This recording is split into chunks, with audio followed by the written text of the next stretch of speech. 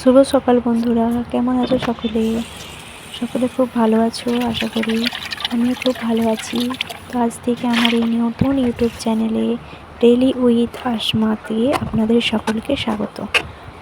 তো মেঘলা ওয়েদার, বৃষ্টির দিনে আমি আমার এই সকালবেলার আজ থেকে ব্লগটা শুরু করছি। রান্না বান্না, ঘরের কাজ এসব দিয়ে তোমাদের সাথে দেখানোর চেষ্টা করছি। এখানে আমার একটি ছোট্ট ছাদ বাগান আছে, আমি গাছ টাছ লাগিয়ে ছাদে আছি।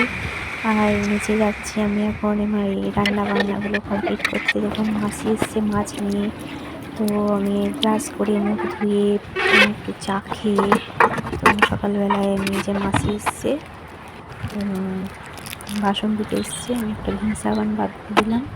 ভিম সাবানটা ধুয়ে টর্চটা কাল রাত্রেবেলায় ছাদে এনেছিলাম, টর্চটা রয়ে গেছে। এখন জানি না বৃষ্টিতে কী হবে, জ্বলবে না। তো আমি তাড়াতাড়ি করেই আজকে ভিডিওটা এডিটিং করেছি, মানে একটু স্পিডভাবে, কারণ আমি প্রথম ভিডিও বানাচ্ছি আর তোমাদের সঙ্গে আলাপ করতে এসেছি।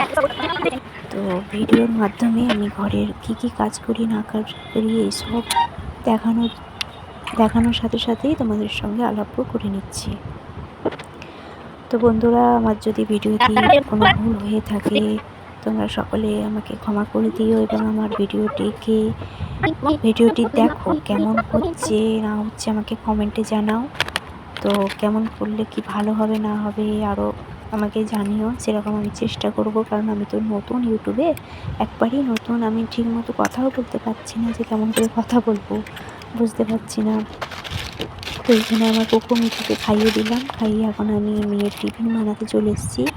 এখানে একটা চিপসের সঙ্গে ডিমটাকে গুলে আমি চিপসের প্যাকেটে ঢুকিয়ে সেটাকে গাদা দিয়ে এঁটে আমি একটা টিফিন বানাচ্ছি।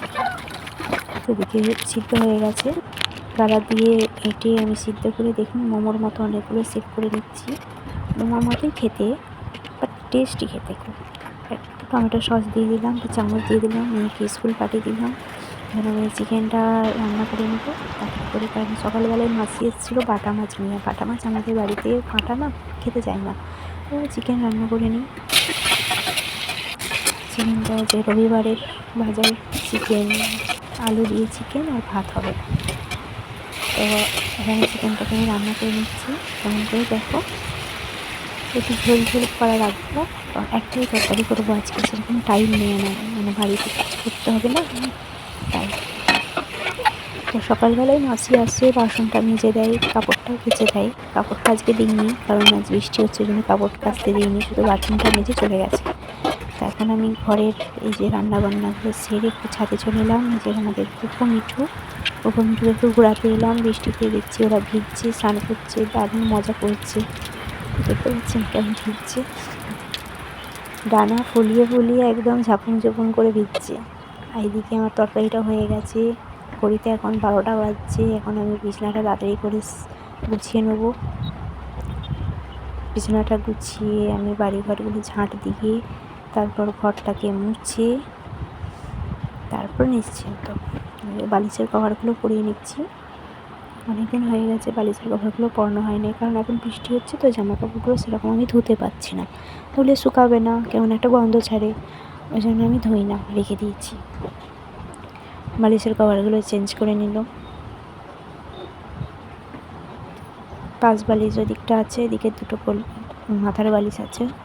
দিয়ে ঘরগুলো একটু ঝাঁট দিয়ে দিলাম, দিয়ে একটু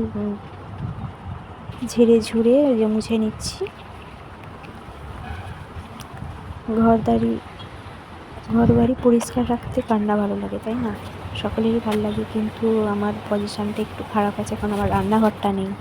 রান্নাঘরটা করবে উপরে, ডাইনিং রান্নার রুম আছে, তোমাদেরকে দেখাবো পরে ভালো করে অন্য ভিডিওতে। তো আমাকে কষ্ট করে এখন ওখানেই রান্না করতে হয়, ততদিন না আমার কমপ্লিট হচ্ছে সব কিছু। প্লাস্টার হয়ে গেছে, কিন্তু এবার আমাকে কমপ্লিট করতে হবে। তো কিছুদিন পর কমপ্লিট করব, এখন নয়, এখন আমি পারবো না কমপ্লিট করতে। তো এই রুমটা হচ্ছে আমার মেয়ের পড়ার রুম, এটাকে একটু গুছিয়ে নিলাম। চারদিকে বই খাতা জামা কাপড় পরে থাকে, আমি টাইম পাই না গুছানোর। যখন পড়া হয়ে যায় বা স্কুল প্রাইভেট চলে যায়, তখন এই ঘরটাকে আমি পরিষ্কার করলি। এখন আমি বাইরে চলে এসেছি, একটু ঝাঁট দিয়ে দিচ্ছি, বাইরের যে গলিটা আছে একটু ঝাঁট দিয়ে দিচ্ছি। বৃষ্টি তো এমনিতেই ধোয়া হয়ে গেছে, তারপরে ওই যে চারদিকে শ্যাওলা করে কী অবস্থা দেখুন। এখানে আমার কতগুলি গাছ আছে, গাছ খুবই ভালো লাগে আমার। এখানে দেখো ছাদে মুরগি চড়ছে।